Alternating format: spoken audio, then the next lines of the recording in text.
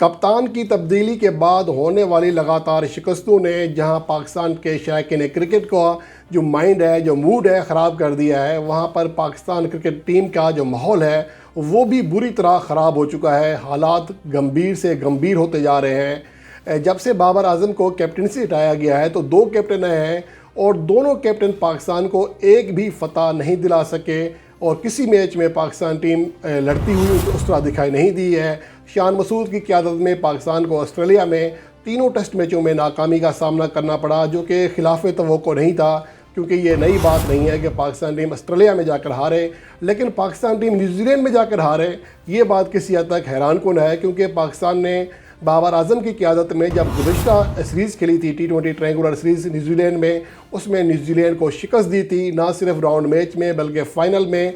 इसके बाद T20 world cup 2022 के मैच में भी न्यूजीलैंड को शिकस्त दी थी। और उसके अलावा जब होम सीरीज़ खेलने आए थे तो न्यूजीलैंड के ख़िलाफ़ 5 मैचेस की सीरीज़ 2-2 से बराबर की थी। तो ओवरऑल पाकिस्तान ने अच्छी कारकर्दगी दिखाई हुई है माजी करीब में, लेकिन जिस तरह ये सीरीज़ में हाल हो रहा है पाकिस्तान टीम का, इसकी तवक्को कोई नहीं कर रहा था। और पाकिस्तान टीम का जो माहौल है, एक तो वो बिगड़ रहा है और दूसरी तरफ शिकस्तें हो रही हैं। और जब भी टीम में शिकस्तें होती हैं तो कुछ अफवाहें भी होती हैं, कुछ हकीकत भी होती है कि खिलाड़ियों का जो मूड होता है वो चेंज हो जाता है। लेकिन यहाँ पर शिकस्तों से ज़्यादा जो मामलात हैं वो कुछ और हैं। दर हकीकत मोहम्मद हफीज़ ने अपना एक एजेंडा रखा हुआ है कि किस किस खिलाड़ी को टारगेट करना है। रिजवान और बाबर आजम उसके ख़ास टारगेट के ऊपर है, या उनके करीब जो खिलाड़ी समझे जाने वाले हैं जैसे इफ्तिखार अहमद है या और खिलाड़ी हैं, उनको भी टारगेट किया जा रहा है।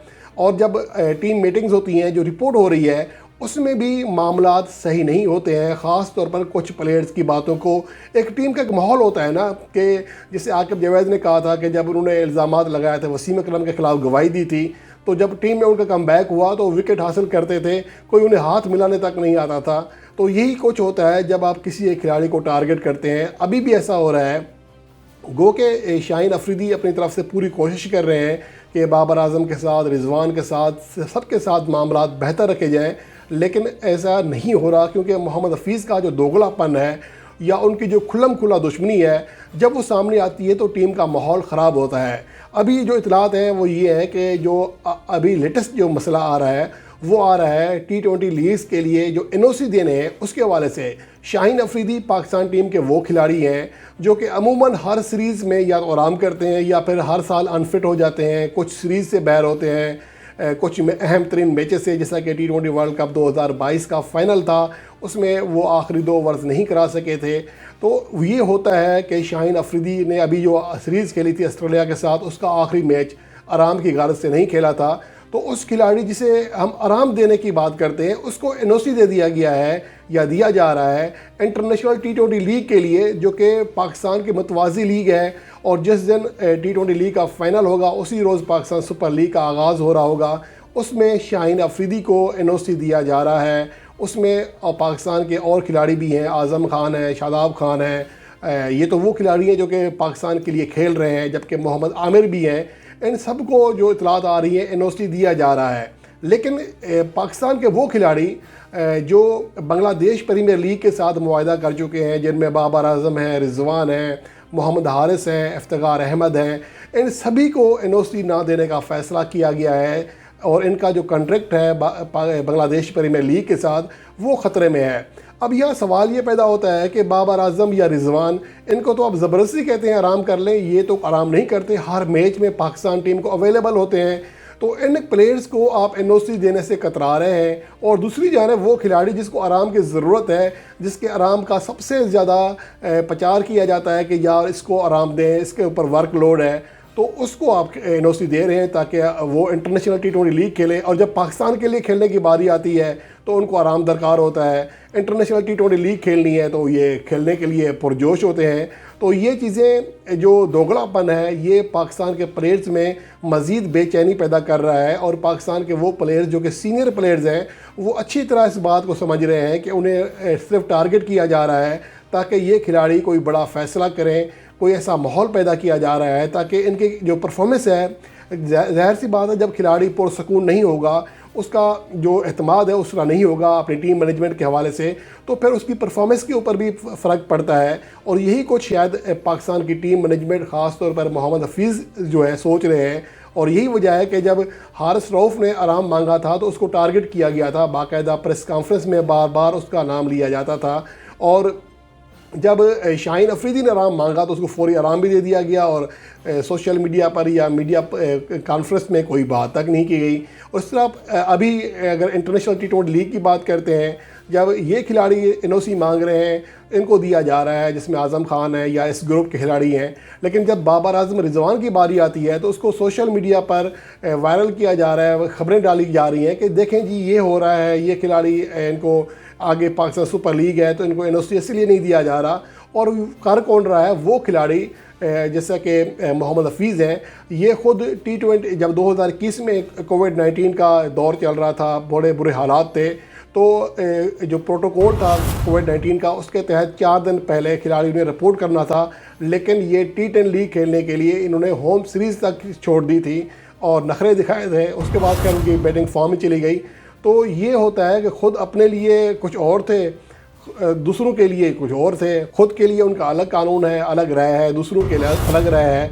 तो ये मामला अगर ऐसे चलते रहे तो पाकिस्तान टीम का शिराजा बिखर जाएगा, जो कि बिखरता हुआ दिखाई दे रहा है। और पाकिस्तान टीम की जो बॉडी लैंग्वेज है, इससे आप अंदाज़ा लगा सकते हैं कि ऐसा लग रहा है कि हर खिलाड़ी अपने लिए खेल रहा है।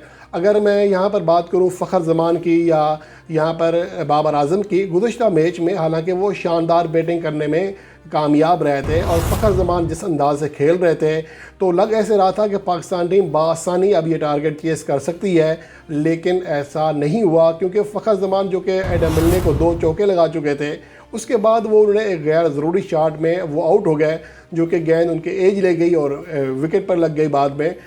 और ये चीज़ होती है कि जब आपको आपकी जो अटेंशन होती है वो मैच जीतने के ऊपर नहीं होती है, इनफरादी कारकर्दगी के ऊपर होती है, क्योंकि यहाँ पर एक ही वावेला किया जा रहा है, स्ट्राइक रेट। तो मेरे ख्याल में फिर फ़खर ज़मान सही कर रहे हैं। भाई आपको स्ट्राइक रेट देखना है ना, देख लो, 200 का स्ट्राइक रेट है। बाबर आजम का स्ट्राइक रेट देखना है ना, देख लो, 150 से ऊपर स्ट्राइक रेट है। तो और क्या करें? दोनों खिलाड़ियों ने 50+ इनिंग्स किए, स्कोर किए और उनका स्ट्राइक रेट भी 150 और 200 था। तो यही कुछ आप चाह रहे थे ना, जदीद और मॉडर्न डे क्रिकेट, जिसका बस नाम याद आ गया कि मॉडर्न डे क्रिकेट। भाई मॉडर्न डे क्रिकेट में आपको मैच को भी लेके चलना होता है, टीम को भी लेके चलना पड़ता है, इनिंग्स को भी लेके चलना पड़ता है। हर टीम में 1-2 खिलाड़ी ऐसे होते हैं, जैसा कि अब रोहित शर्मा ने खुद को एक पंच हिटर बल्लेबाज के रूप में ढाला है, तो यहाँ पर विराट कोहली को जिम्मेदारी दी गई है कि आपने इनिंग्स को आगे लेके चलना है। और जब आगे जाते हैं तो उसमें लोकेश राहुल का भी किरदार चेंज होता है, कभी वो हिटिंग करते हैं, कभी वो टीम को लेके चलते हैं, जबकि सूर्य कुमार यादव का काम होता है हिटिंग करना। तो हर टीम में 2 प्लेयर कम अज़ कम ऐसे होते हैं जिनका जो किरदार होता है वो टीम की इनिंग्स को आगे लेकर चलना होता है। और यही कुछ मैं कह रहा था कि मोहम्मद रिजवान की और बाबर आजम की जो जिम्मेदारी है वो यही होना चाहिए कि मैच को आगे लेके चलें, मैच को जीत के करीब लेके चलें, और दूसरा जो खिलाड़ी है दूसरी साथ हिटिंग करे। अब यहाँ उल्टा हो रहा है, जिनके ऊपर ये कहा जा रहा है कि मॉडर्न डे क्रिकेट खेलने आ रहे हैं वो कामयाब नहीं हो रहे हैं। सैम अयूब ने पहले टी20 मैच में ज़रूर जारहानापन दिखाया था, हालांकि उनका कैच ड्रॉप हुआ था, लेकिन वो 8 गेंदों पर मेरे ख्याल में 27 रन बनाने में कामयाब रहे थे, 3 छक्के लगाए थे। और उसके बाद अगले मैच में वो 1 रन बनाकर आउट हुए। आज़म खान जब से पाकिस्तान के लिए खेलते आ रहे हैं, तीसरा मौका है उन्हें पाकिस्तान टीम में शामिल किया गया है, उनका स्कोर 10 रन से ऊपर जाता नहीं है। और इस तरह जो पाकिस्तान के अंदर चेंजिंग्स की गई हैं वो मेरे ख्याल में पाकिस्तान टीम के लिए अभी सूदमंद साबित नहीं हो रही हैं, जिन्हें मैच विनर के तौर पर लाया जा रहा है।